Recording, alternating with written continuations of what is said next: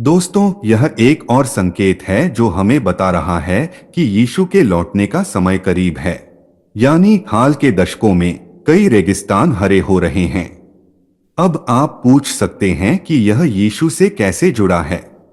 मैं जो कहने जा रहा हूं, उसे समझने के लिए किसी को बहुत पुराने समय की जानकारी होनी चाहिए। यहाँ मैं नूह की बाढ़ से पहले के समय की बात कर रहा हूँ, जो मनु का महाजल प्रलय है जो 3298 बीसी में हुआ था। बाढ़ के समय से ठीक पहले तक पृथ्वी का एक्सिस झुका नहीं था। नूह की किताब में हम पाते हैं कि नूह के समय में पृथ्वी झुक गई और कुछ गर्म पानी के झरने ठंडे हो गए।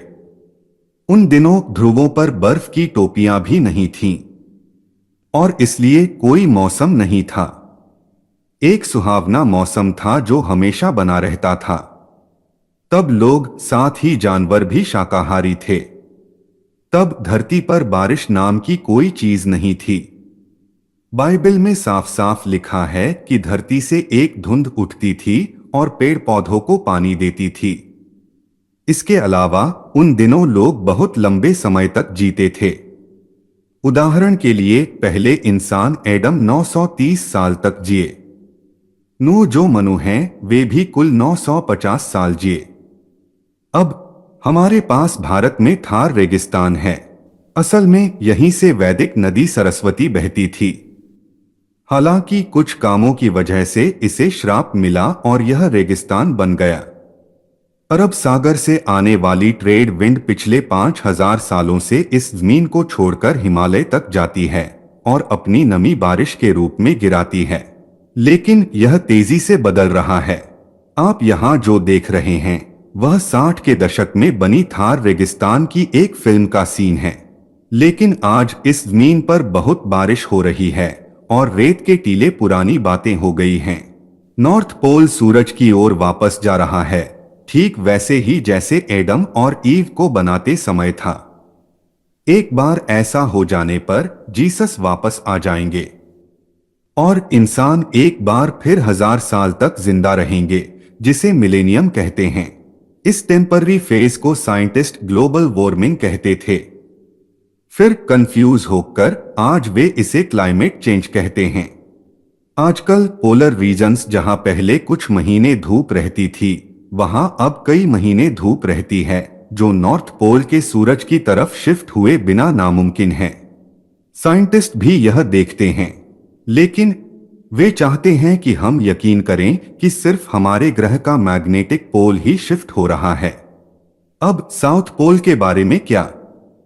मुझे पर्सनली लगता है कि साउथ पोल एक काउंटर बैलेंस है जिसने हमारे ग्रह पर मौसम बनाने के लिए पृथ्वी के एक्सिस को झुकाया है। आज साउथ पोल बर्फ का एक मरा हुआ जंगल जैसा दिखता है जिसमें कुछ पेंगुइन कॉलोनी है। हालांकि बहुत पहले उस इलाके में पहाड़, घाटियां और नदियां थीं और अब यह मीलों तक बर्फ और स्नो से ढका हुआ है।